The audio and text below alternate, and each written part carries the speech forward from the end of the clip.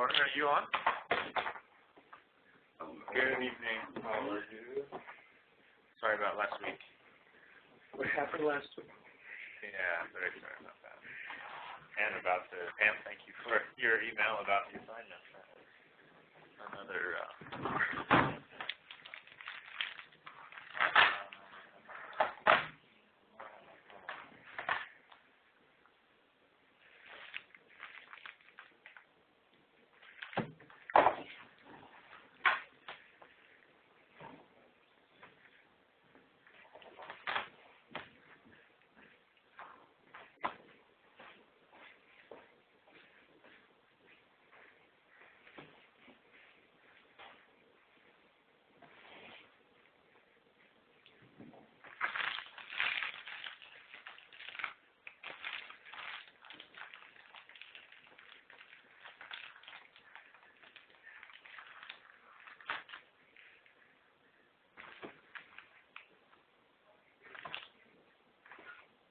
have a nice holiday. How about you? Yeah, just stay around. I didn't go in your argument. Yeah. Whichever, try to do any travel during the holiday, like Christmas and New Year, and even like 4th of July. If we go somewhere, we try to make it not on the biggest busy times. There's always plenty to do here if you want to do something. It's true.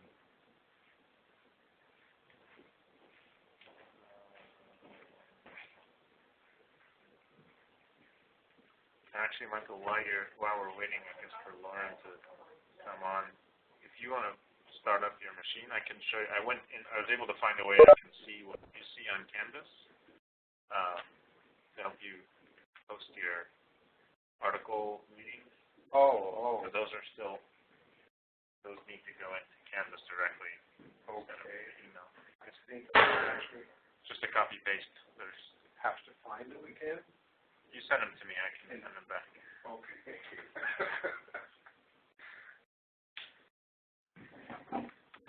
Hi, Lauren. Hi. So I have a double ear infection, and one of my eardrums is like on the verge of rupturing. So if you could just like make the microphone, like with whoever's talking, have it close to them, that'd be great, because I can't really hear it very well. Okay. Yeah, just let us know when you can't hear us. We've got the mic kind of right in the middle of the table. Can you hear me okay, or should I move it closer?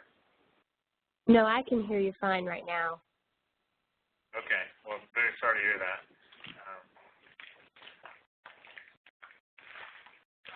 Okay.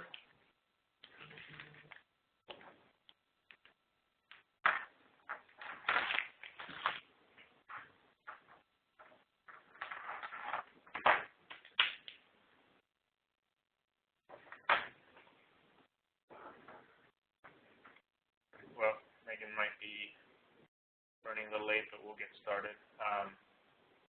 So first, hopefully you got my email with my apology about the assignment.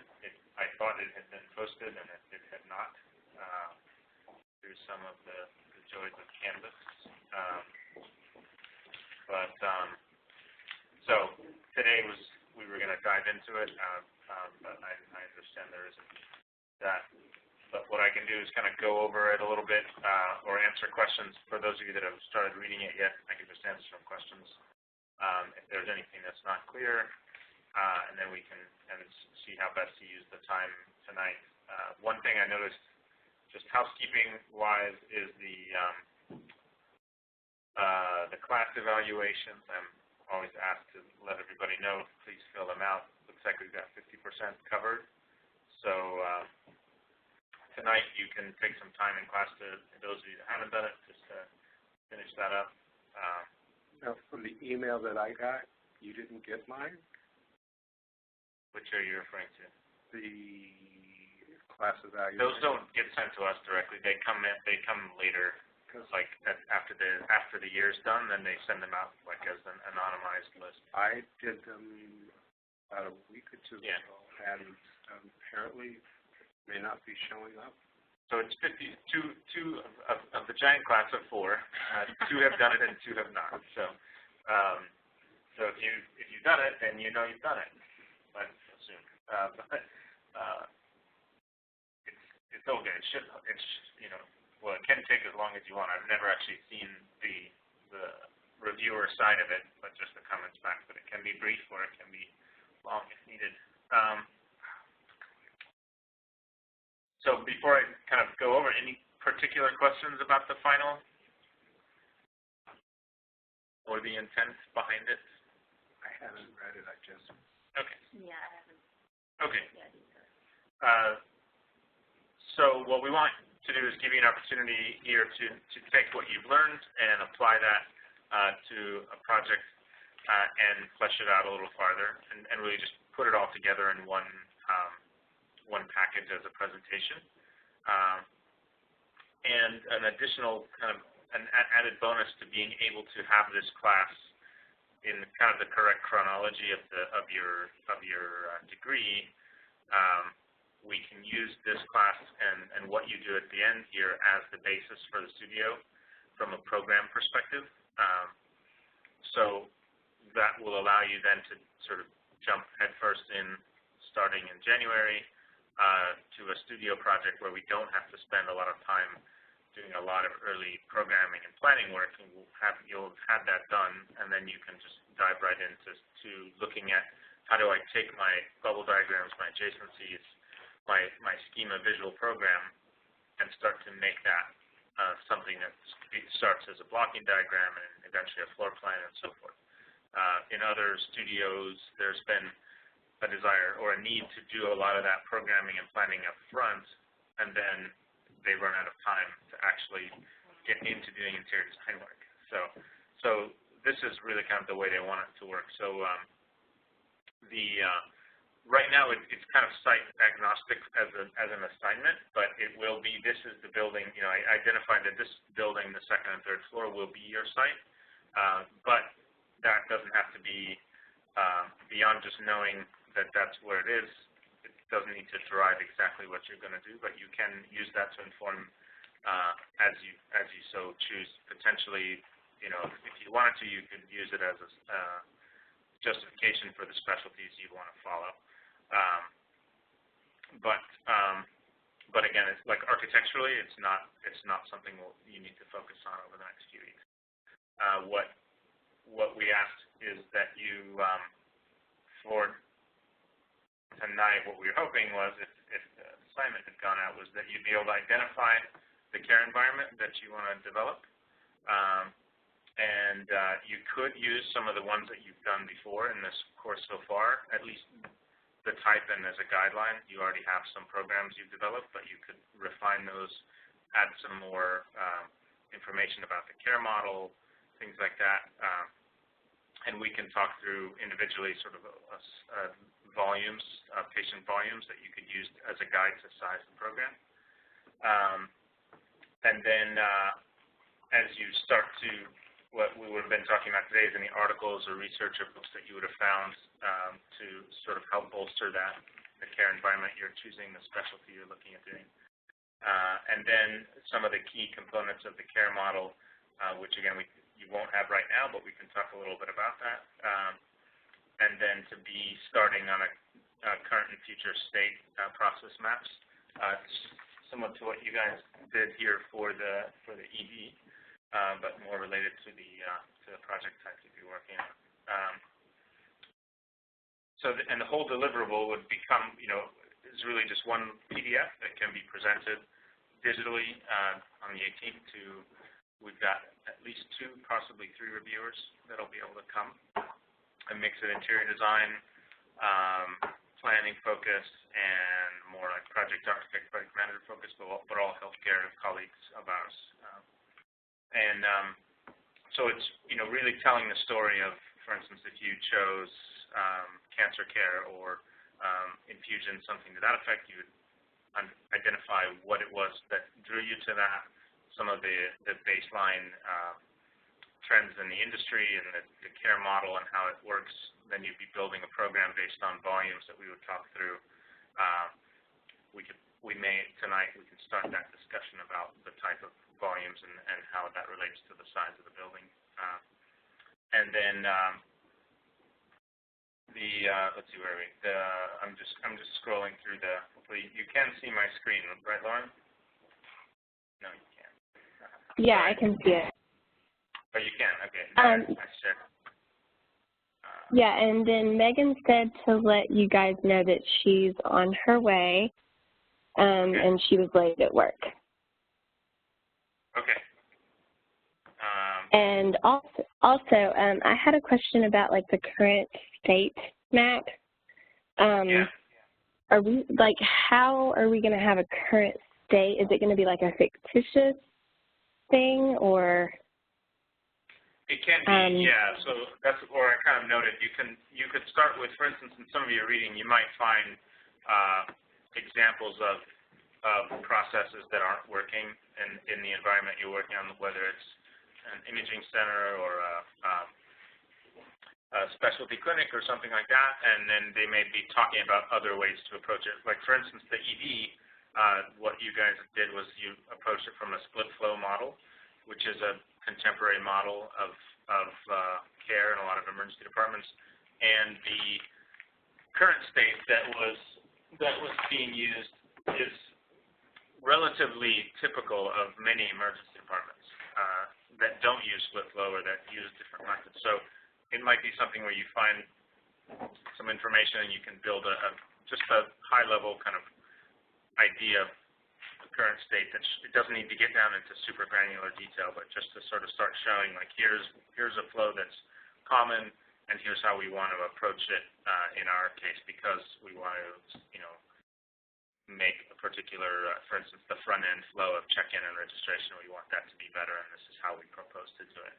So, yeah, it's really, in this case, Okay. we don't have a clinic that you're actually using, but it can give you a guide.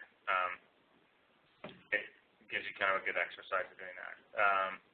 And then the future state. So, like, based on, like, reading/experience, current versus newer ways? Correct. Yeah, and if as we get to it, if the topic for some reason just doesn't have that opportunity to do one, that we could, the future state would be the most important. I did sort of put a caveat in that the current state was somewhat optional. So if that becomes a sticking point, or if it's not, you're not finding any good research, then we can adjust that.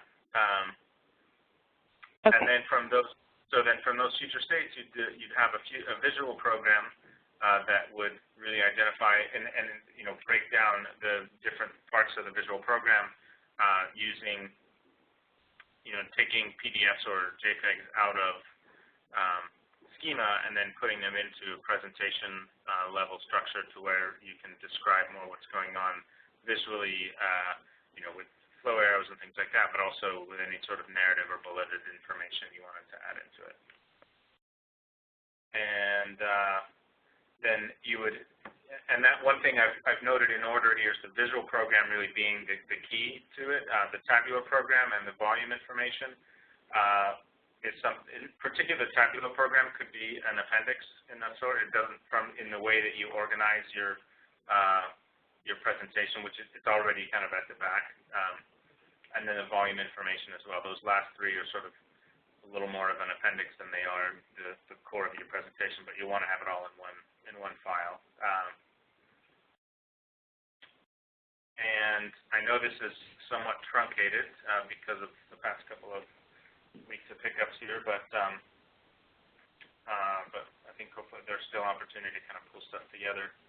I think, as I said, you have the option to use some of the programs and the things you've already studied to refine or further develop, and that really is totally okay. If there's something you've been really wanting to try and tackle that you haven't heard yet, we haven't talked about here, we're open to it, but we're also, aware of the time frame, so we don't want to, totally blow out your timeline. But if there's, if you're thinking to yourself, I really want to use this as a basis for studio, and I would rather, explore X, Y, or Z in studio than the things I've done, then we can try to work with you on that.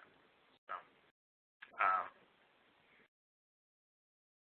does that help give you a highlight or an outline?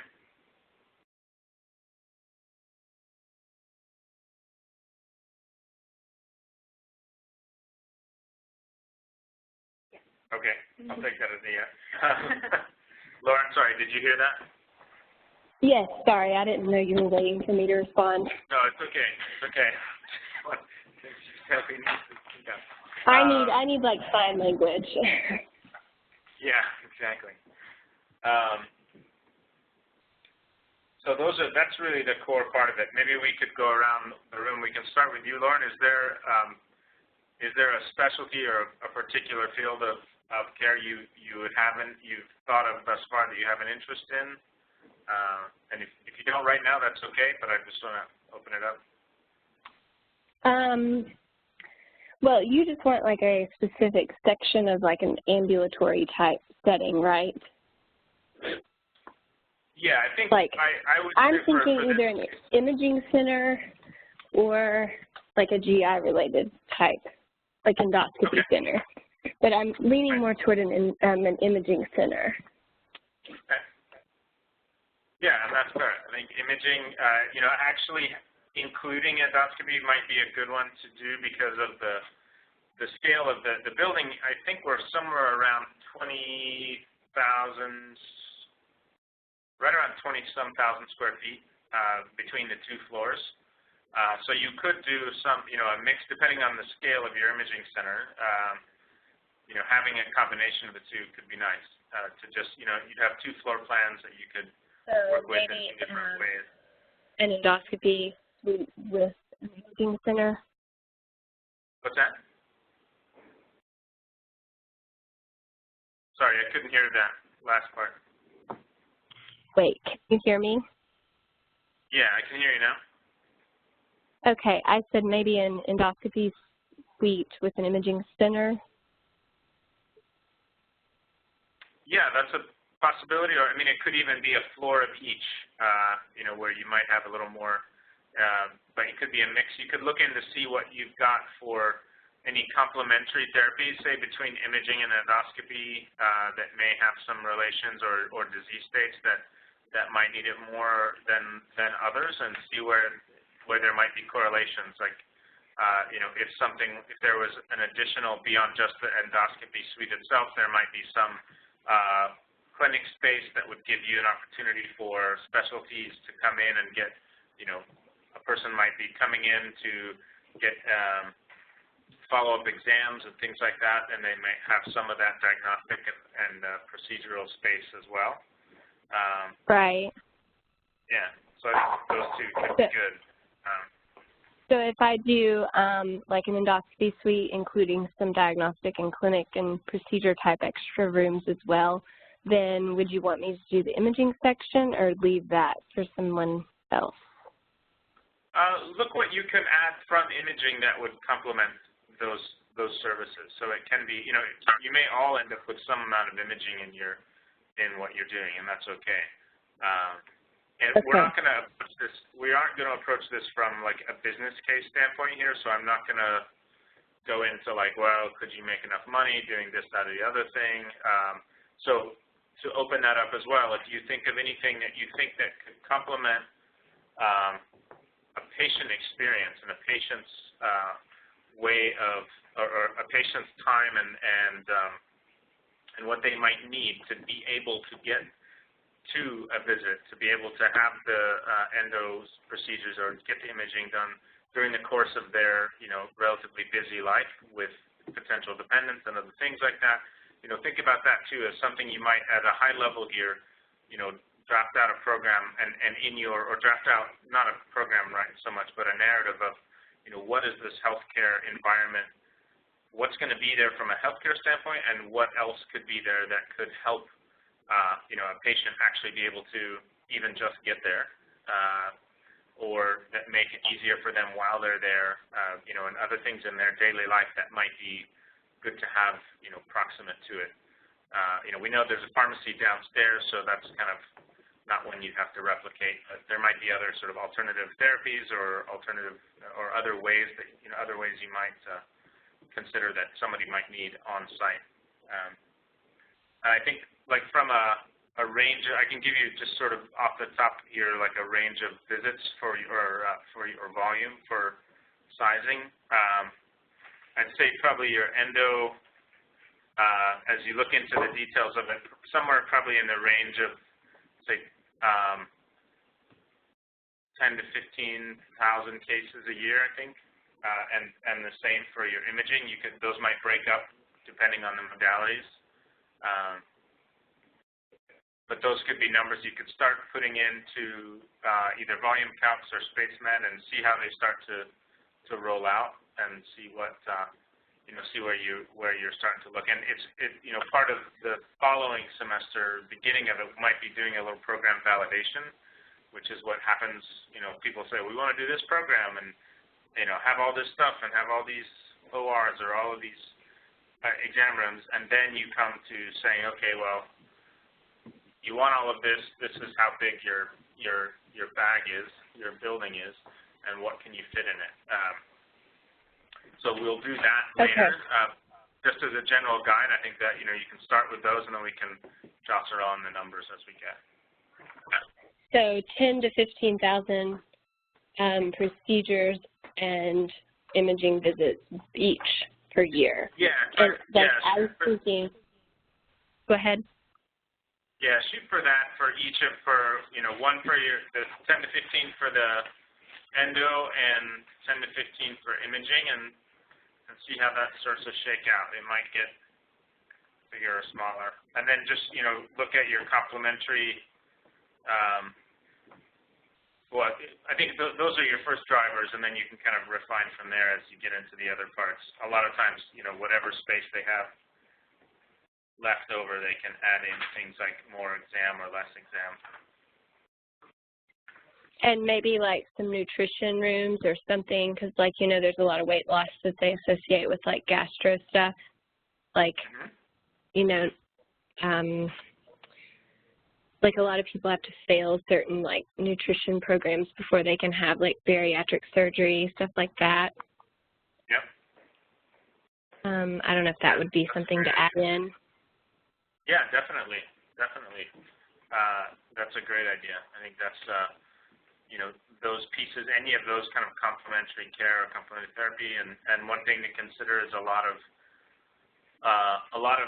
even medical appointments, if they don't require exam per se, are they're trying to incorporate more group visits to help kind of educate and create a little more community around people, and in particular with groups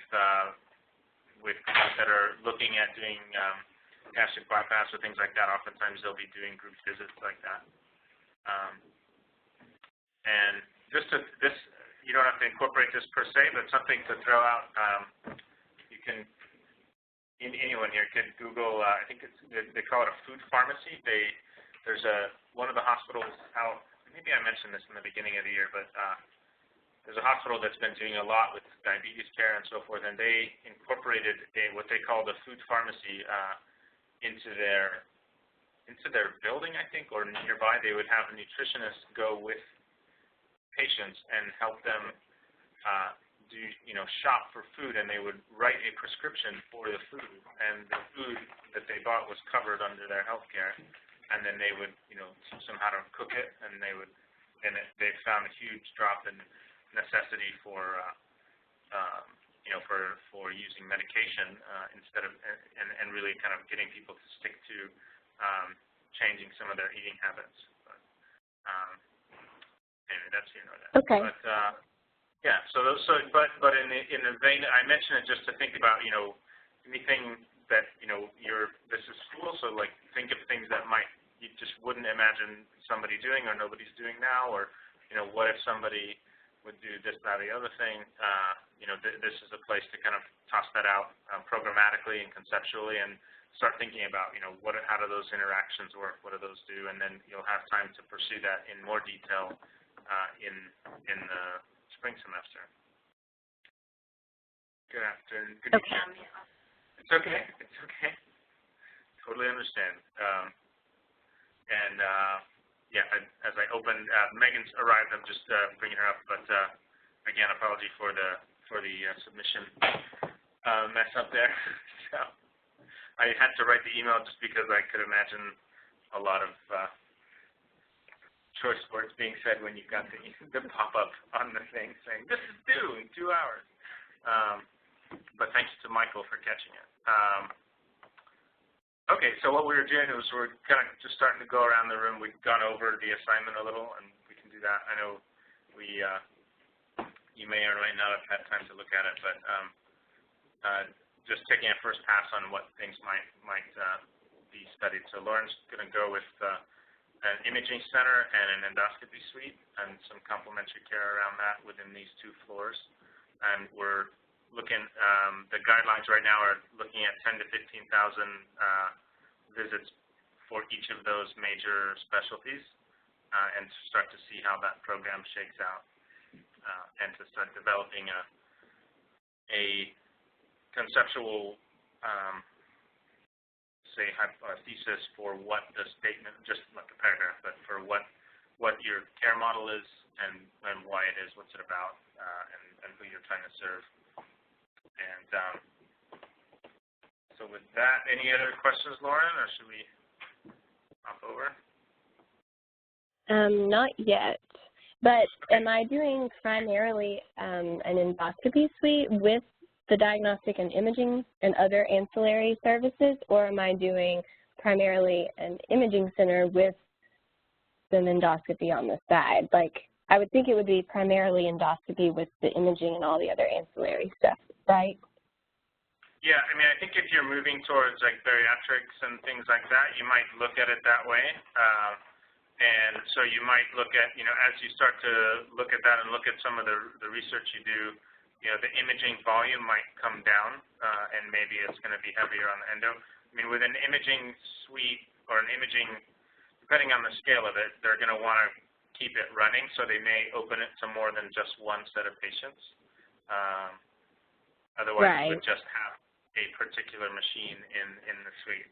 But I think for the scale of the 2 floors, you could probably have some of each. But maybe you can, as you look at it, see what modalities are more necessary for the endo world, and then you can start to balance out how that's developed to maybe be a little more in that favor. Okay.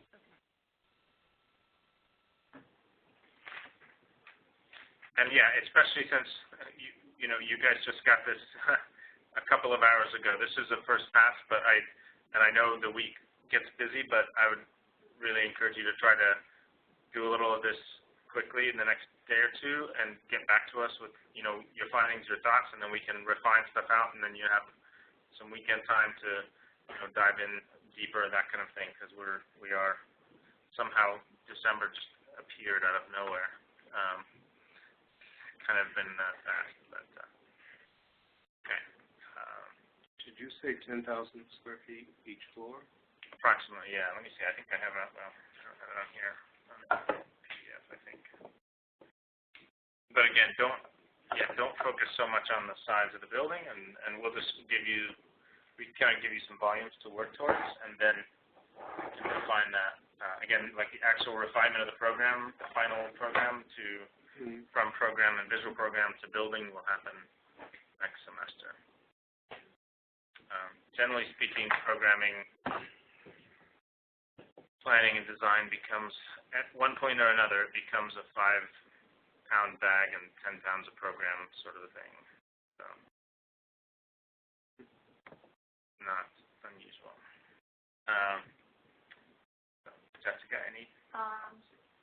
Yeah, I was thinking about researching for women's maternity care centers for another class, and I thought it would be interesting to move on from there. And I was thinking about it, and I thought it could be nice to have like Planned Parenthood as like a client for me, and focusing on the pregnancy side of that, and using this space for it. Okay, yeah. So so that's a women's center, and I mean you can run the gamut there from prenatal to antepartum to all of that to a lot of different I guess you would call them alternative therapies, various groups. I mean you could even have birthing centers, all of that sort of thing. So yeah, I was unsure of like how broad I should go. Yeah, I mean, you're not going to have, it's not going to be a one-stop shop for everything, but, you would definitely have a sort of standard sort of clinic component to it. Birthing centers can get, I've actually never done a birthing center, interestingly, as you mentioned. I dabbled in one in California a long time ago, but it never got off the ground. It was, they're sort of, a lower, lower acuity is a really bad way to put that because pregnancy is not a disease. Unfortunately, American medicine still doesn't quite see it that way. But lower risk pregnancies, more sort of standard pregnancies, things like that, people will come and do that. So that could be an interesting path to look at. From volumes, I'd have to we have to work together on that, but that's okay. I mean, I would say dive into that. You might, something like a birthing center in Manhattan could be an interesting concept for families that don't want to travel far and want to stay in, and then more the basic sort of OBGYN care and so forth would be something. I mean, a lot of women's centers too are kind of wellness centers these days as well. So there's an opportunity for putting in integrative medicine and things like that into them. Almost sort of verging on, or like women's centers can kind of verge on sort of a spa environment in some cases, and those can be successful. From an interiors perspective, there's a lot, to kind of work with there. So yeah, I think that those would be good. I would say, kind of probably hone that down to, say at most two kind of bigger pieces, and then refine that down, and then if you have smaller complementary parts, you could add those in. But it's something that could easily function on two floors separately, like, one that is more clinic-based with some minor procedure, and then another that's more of potentially a birthing center, or maybe it's an alternative, or integrative medicine center, that sort of thing. Okay. Yeah, I think research-wise, you could start into Planned Parenthood and see where that goes, and there may be some good resources around that. And then, I would expand some of your search to kind of that wellness center world and see where that starts to take you. Then we can kind of bounce off ideas. The volumes won't drive that quite as heavily as like an imaging center or those kind of things. This is going to be more. You might look at sort of some basic sort of patients per day sort of numbers as we get into that. But unless you go birthing center, which then that becomes a little more volume driven, but number of deliveries a year kind of thing.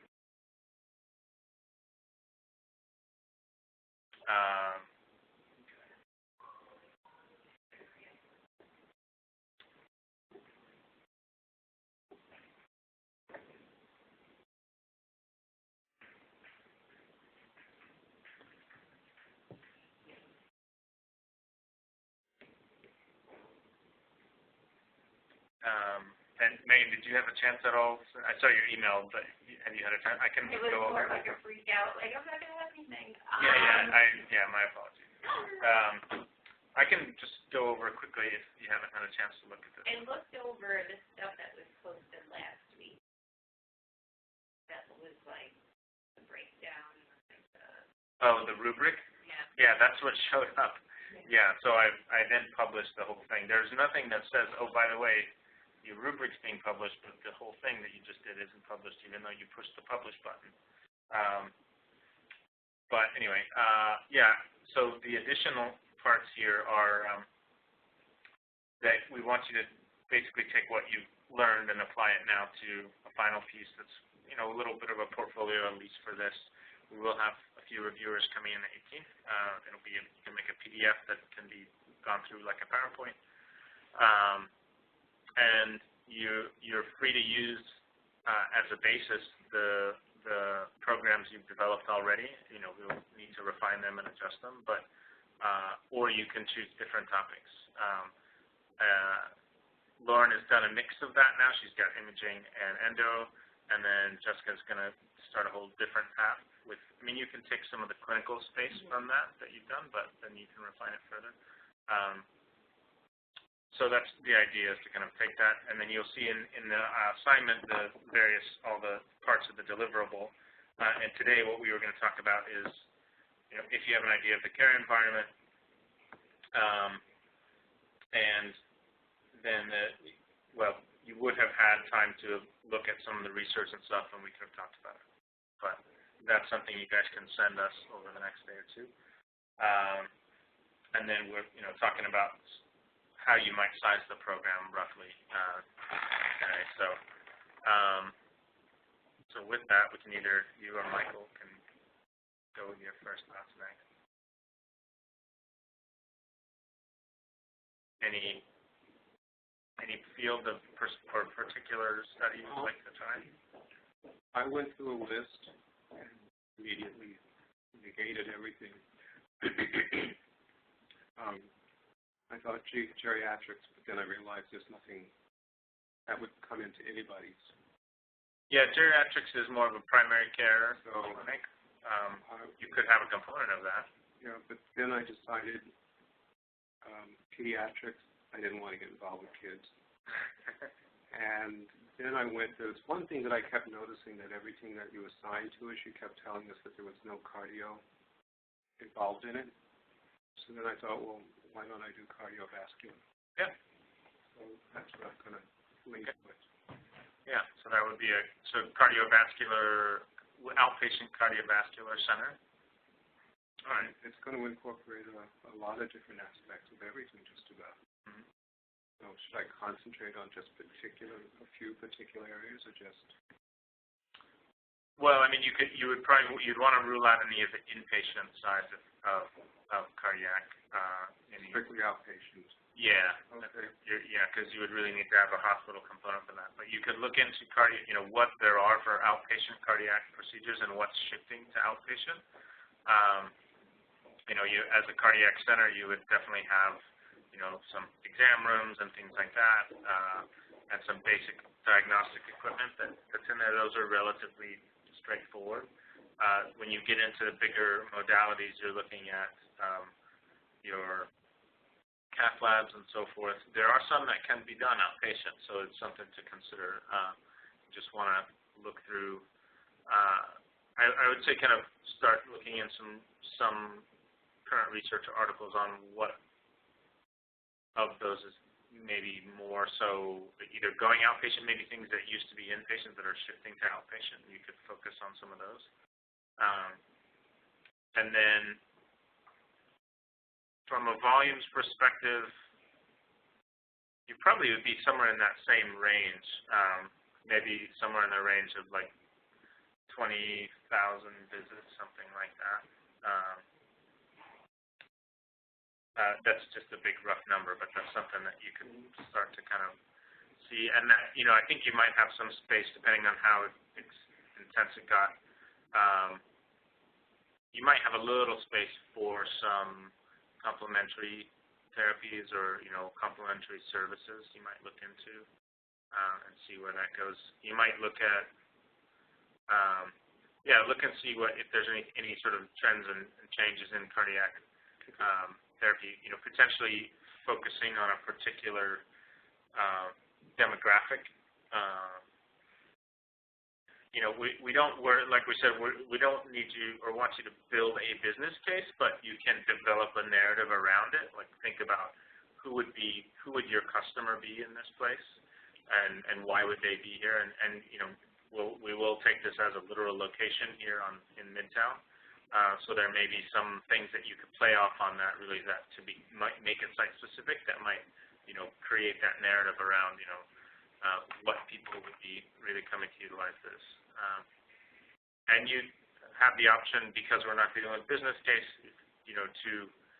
if for some reason you have a strong desire for it to be either profit or not-for-profit or serve a particular community that's underserved or that doesn't have access to care, things like that. Those are other possibilities. Those will definitely play into next semester and how you might approach it and how you might design, with not an actual budget, but with an eye towards, how money is spent in healthcare and where the dollars are put and ways you can still make space beautiful without necessarily, lining the walls with alabaster or anything like that. So that's just another wrinkle there. But yeah, that's a great. We haven't really touched that, but there's parts. What you've done in schema, you have a guide with those that you could start to build off of and think through those.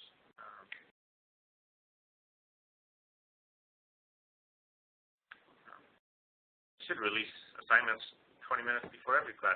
Great. Oh, I feel that pen just pull out of my eye. No. No, that was good. I'm kidding.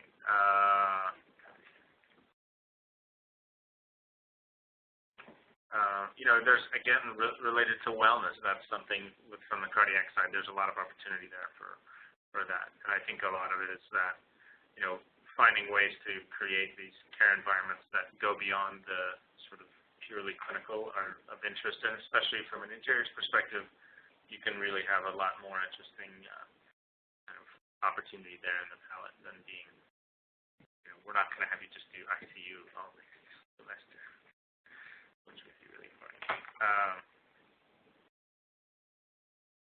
So Michael's first step will be close McDonald's downstairs, open up another again or something. Oh.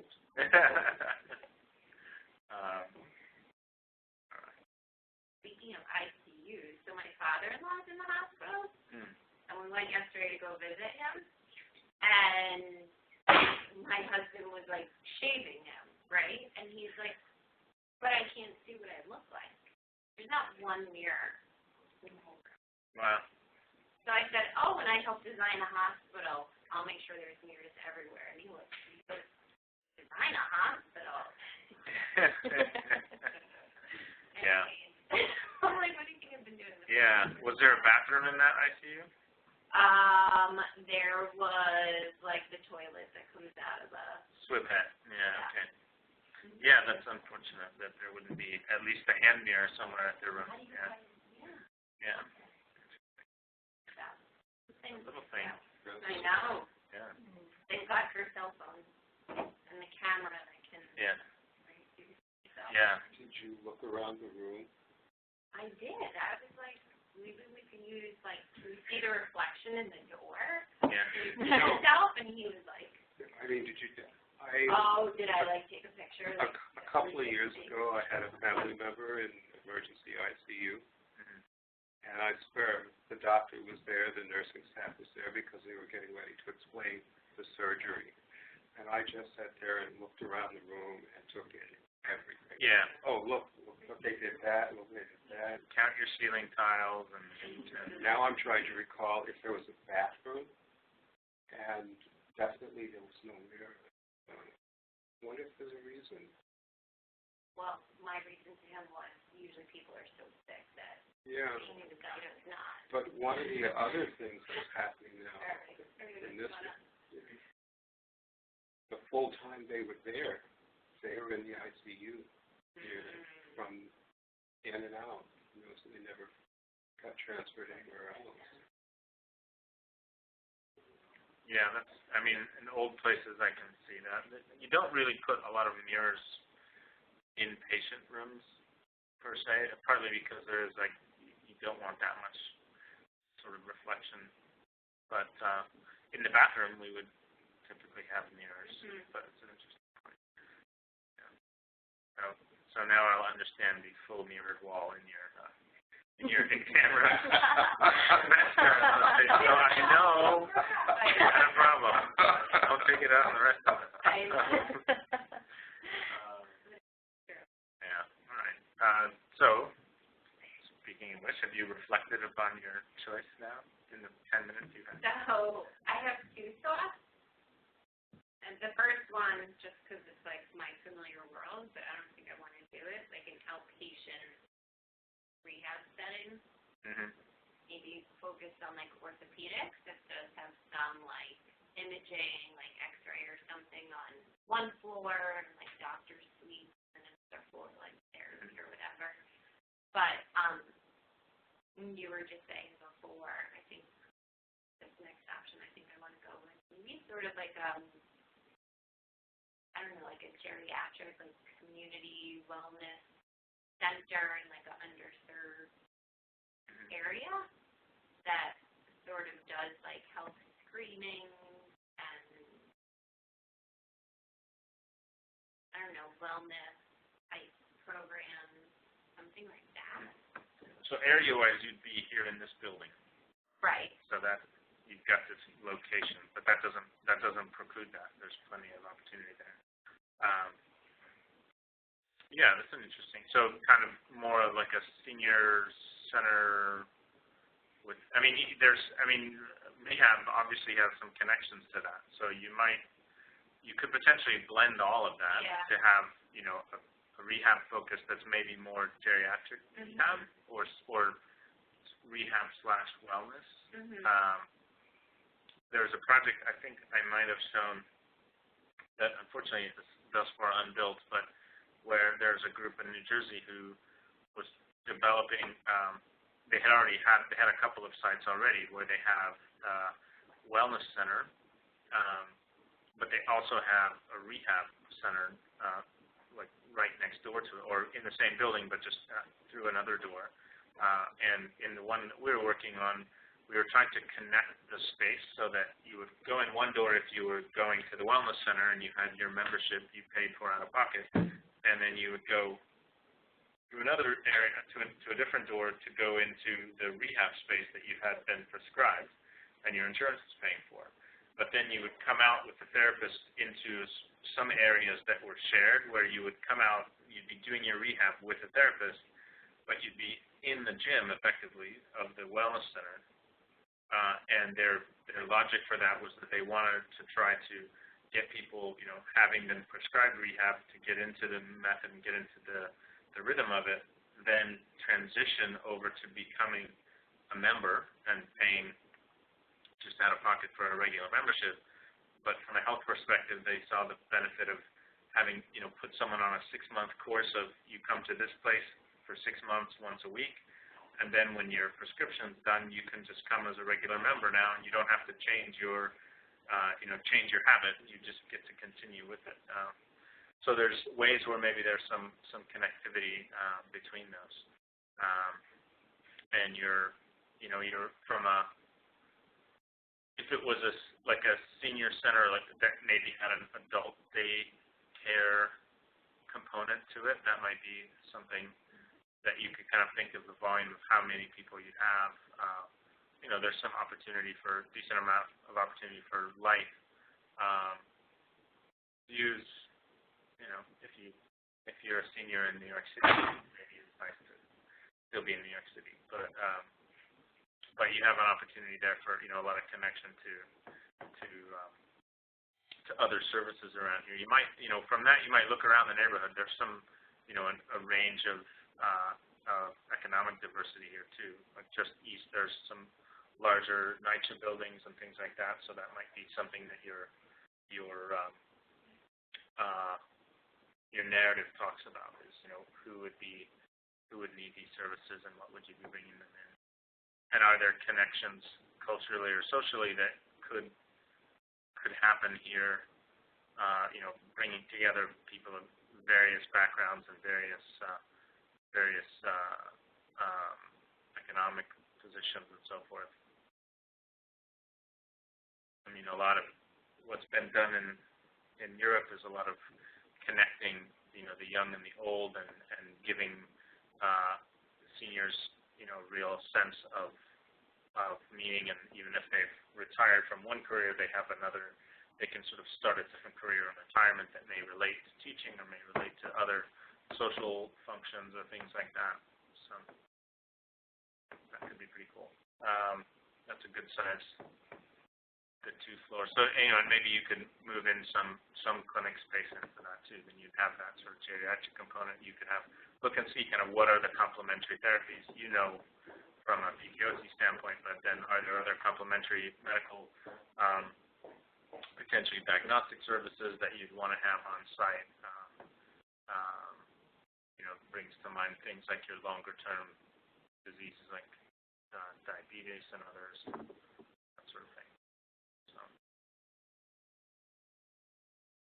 yeah, I think probably developing your narrative for that is, and some of the big components, as you'll see in here, kind of where that can start. Again, it's not as heavily volume driven as the imaging side, but we can try and kind of craft some numbers for that as we get further in. So, did anything as I was sort of listing those jump out at you that you'd want to see connected? What are your sort of top 3 or 4?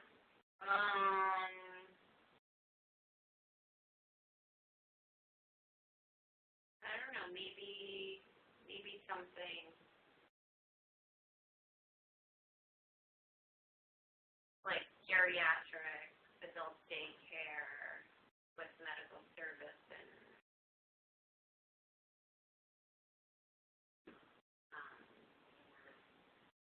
maybe some like rehab in there. Okay. Yeah. So, I mean, I think adult daycare is a good one. The geriatric, it's really a geriatric clinic. Let's say, I wonder. Something that you might look at is also bringing in some potential kind of behavioral health component to that. Maybe it's a mix of medical clinic, but also behavioral health. They aren't a geriatric clinic in focus, but if you look up the Mount Sinai Institute for Advanced Medicine, they grew out of HIV. But what's interesting about them is that although they still have HIV patients, they've kind of expanded their realm to patients with HIV and families of people with HIV. So they serve, they really are kind of a general primary care clinic in many ways, but they also have social workers and psychologists and psychiatrists on staff that work in the clinic, have their own office, and so a person can come in, get their medical visit, and then right away go and have their psych visit, and if they need medication or anything like that, they would pick all of that up in one place, which is, especially with that particular population, it's hard to track people down, like people to actually follow through on what they're supposed to do.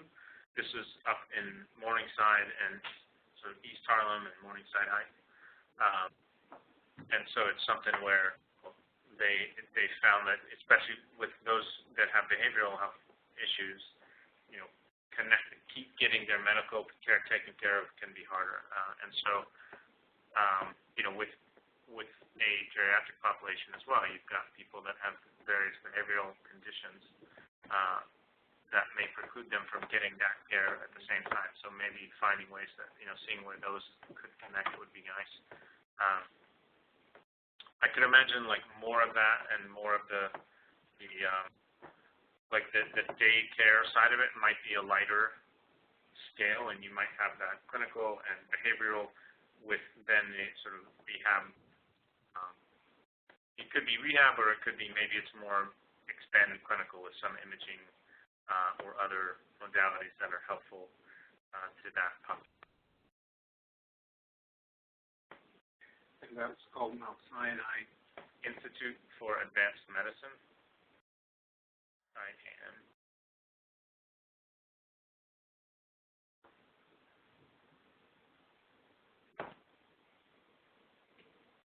Yeah, I've been working with that for a couple of years, trying to develop a new site for them that is now underway, bureaucratically at least. It's still not like a Standards and Appeals.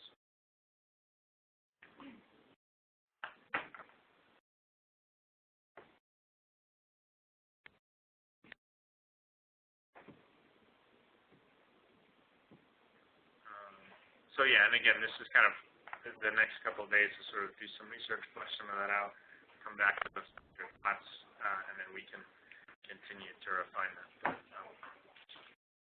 let me look at some of the deliverables again.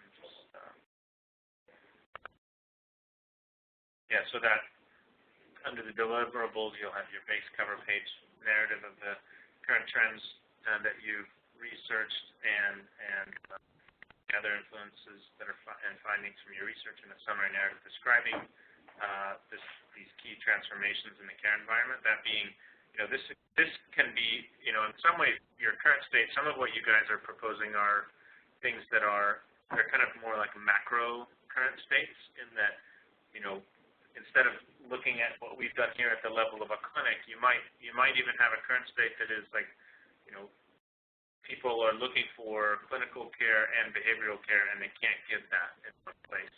And here's what we're trying to solve. So you might have a small, just as a graphic, maybe that's sort of a little way to explain, using the concept of current and future state to explain that. And then, especially in that case, if that model doesn't exist anywhere, then you don't have really a detailed current state to go to. But then your future state can be of that detail of like how will that department flow? What are the connectivities? And some of each of these, that are talking about different, bringing together unusual combinations of care. Some of that current state or future state will want to identify, well, how does it from one to the other, or what are the steps in getting that, moving those people around. And then the visual programs, you're pretty clear on those. The tabular will come along. And yeah, volume info and sizing, we'll work with you on that in each of those, and you can kind of develop that info as well. And what I mean is, like, the ones that are more volume driven are going to probably be a little more formulaic. The others might have a little bit more structures, but we can come to some justification for each.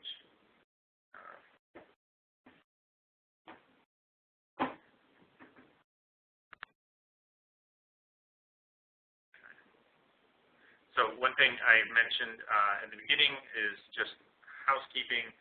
There's 50% of the class has filled out their class evaluation. So the other 50%, if you could please do those, you're welcome to take time tonight to do those. But please get those wrapped in so they're in. They don't go directly to us. We don't see them by your name or anything. They're anonymized. So please, again, is very much appreciated. You guys heard from Breeze recently? Just out of curiosity. Okay. Did we hear from him? Have you heard from Breeze recently? I didn't know if you... Breeze Glazer. Mm-hmm. Okay, good. I need to get in touch with him. I was running some ideas about studio next semester to him, and I haven't heard back, so probably just the holidays have probably exploded his email. How's the rest of the semester coming along? Is everyone exploding your inboxes with final projects? Or?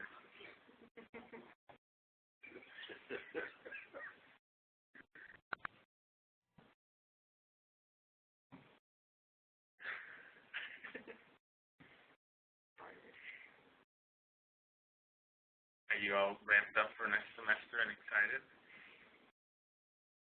I'm excited for studio. Yeah. Good. Trying to make it fun. Did I show you guys the mock wall system? Yeah. Okay. I'm going to see if I can talk Mount Sinai into letting me have some of that for a little while. Or maybe I can get the school to buy some. We'll see. At least like some of the cardboard and Sinai can let me borrow some of the pieces. I'm in good graces with the lead team, which is who ended up purchasing that. So it could be fun. And the cardboard is the cheap part, so we can always, I think we could probably get the school to pay for some of that. This is being recorded, isn't it? Okay, well.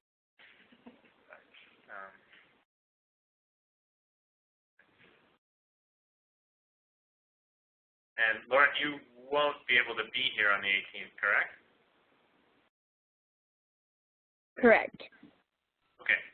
Yeah, we'll do this same function. And it works from India, so we can, I'm sure, do it pretty reasonably well. The time lag won't be so tough. And we have right now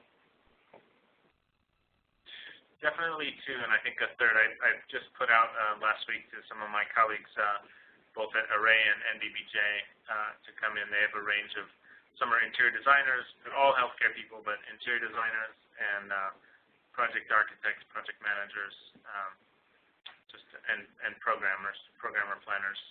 So we want to, if we can, just kind of get you a little exposure to people like that. If I can swing it, I'll try and get a client type in, but they're usually a little bit harder to swing in for any time. Or if one of you wants to bring one of your clients. If you want to fly someone in, Lauren, from California, let them come in, that'd be great. Or Megan, if you have any, or if you have any connections, Jessica, through work that you want to have come in, let me know.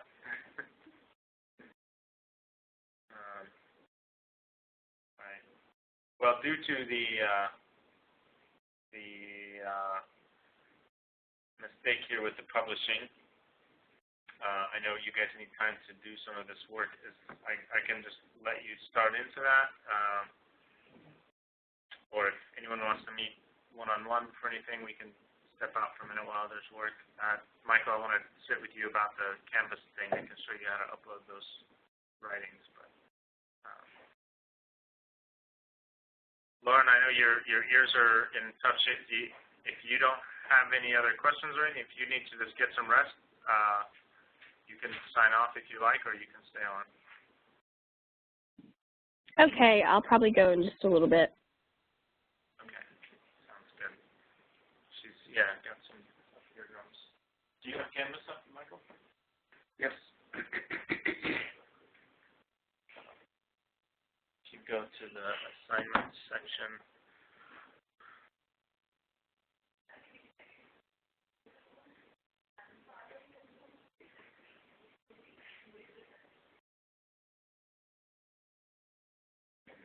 Actually, I'm trying to remember which meetings it was. Do you have a list of any things that are upcoming or waiting? No. Undated past assignments, future state.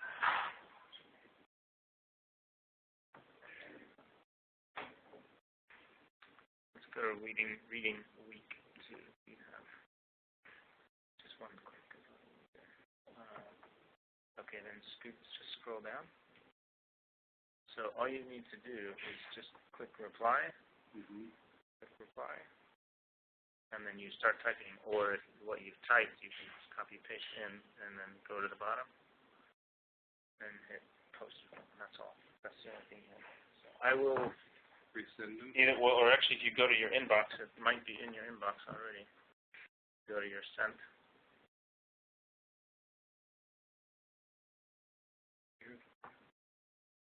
Yeah, actually click on that string. It should be in that string. Go down, I guess.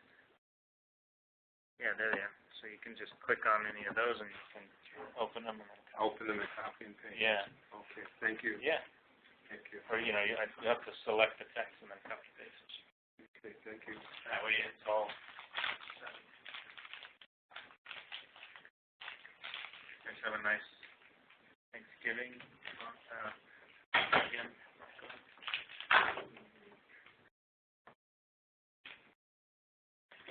Weeks ago? Yeah, well, last week we didn't have class. I have to ask the obligatory questions I missed last week. Dan sends his best regards. He was pulled away to Conshohocken, which is that's where Array has its original offices. Well, actually it was in King of Prussia, and then they moved to Conshohocken a couple years ago. But yeah, he kind of got called away. We were going to switch, but Friday he got called away there. So, but he will be here next week, and then we'll be both here the 18th. And how did it become the end of the semester?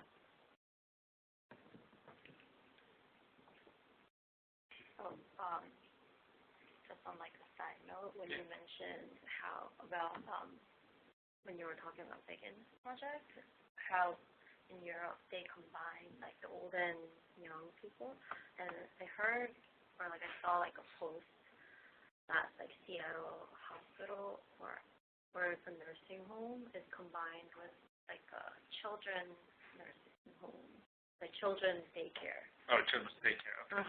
Yeah. And like they would like do like projects together or like something like that. I think that's like it had like a really positive experience. Yeah, I said I mean, it's happening in the U.S. More often. I mean, we haven't done one yet. There's a project up in the Catskills that I worked on.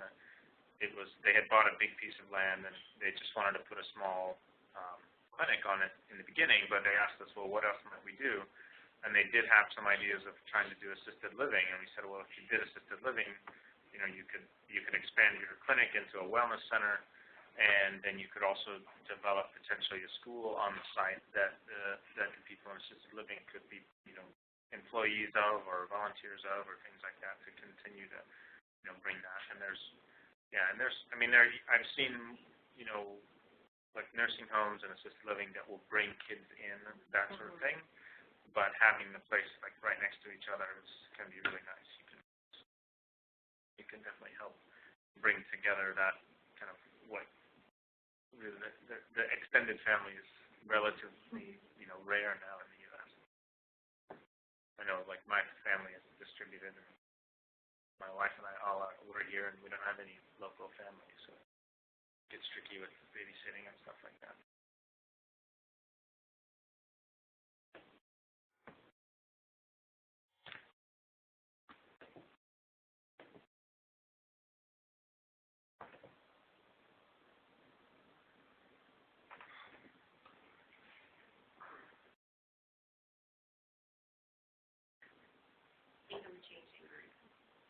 Too late.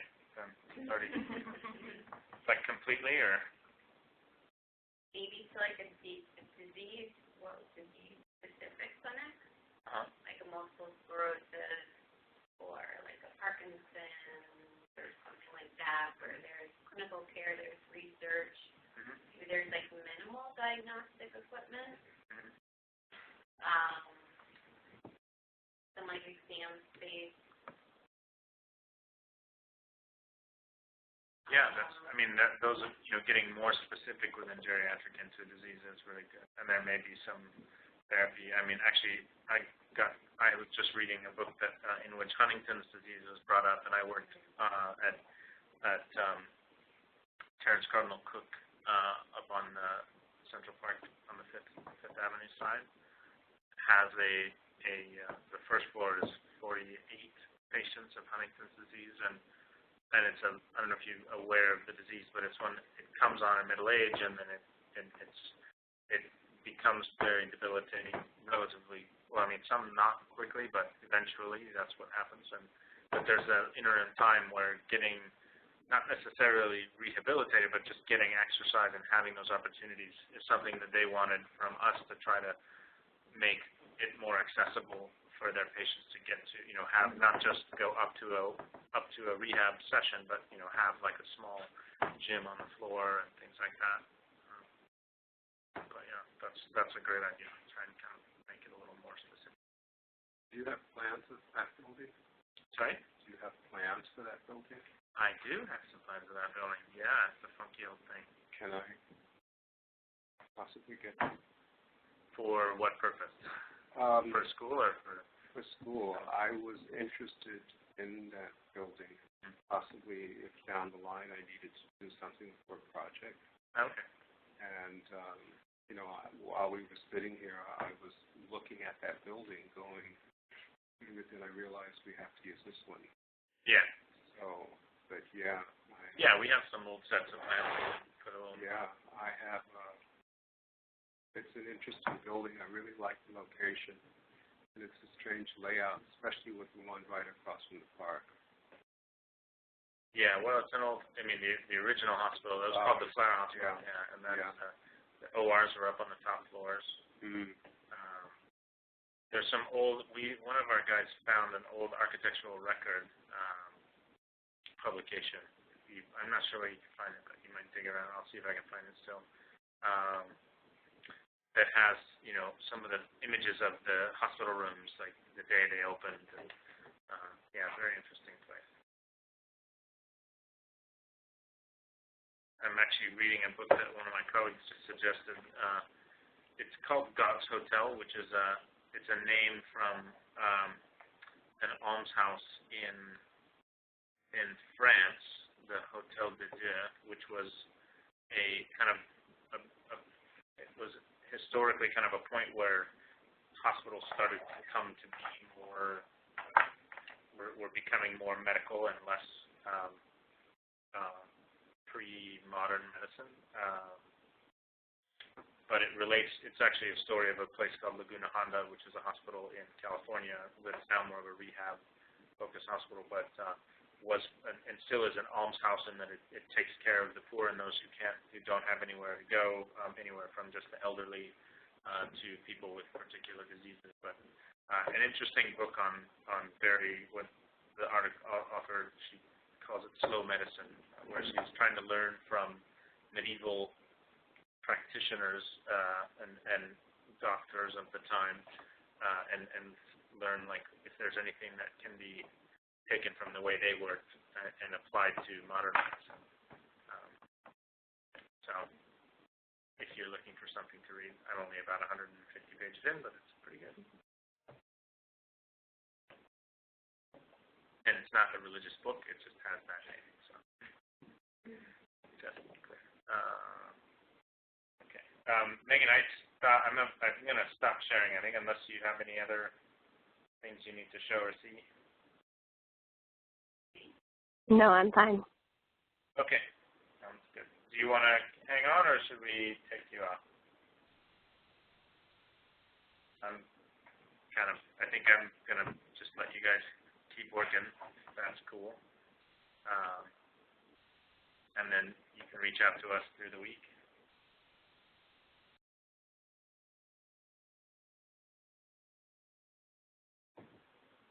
And in case anyone's thinking, what if I change my mind over the winter break and I just really don't want to do this, I got inspired by a new, healthcare environment or something like that, I'm not going to, we're not going to, hold your feet to the fire, between the winter break and now, this will give you hopefully, kind of a jump start in, so you don't have to refresh all that. But you also have the fortune of having done all this schema work right before, whereas the last group had to kind of take a break from all of that and kind of without any schema people involved, and they went into a whole other realm of designing a giant hospital, which we're not going to do. So,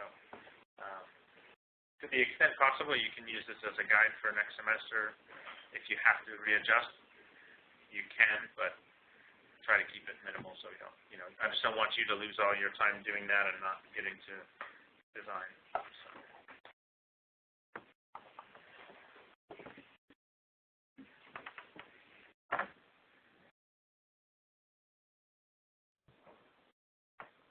Michael, I saw a hand gesture of victory there. Did you get something to load? I'm having a problem downloading. Okay.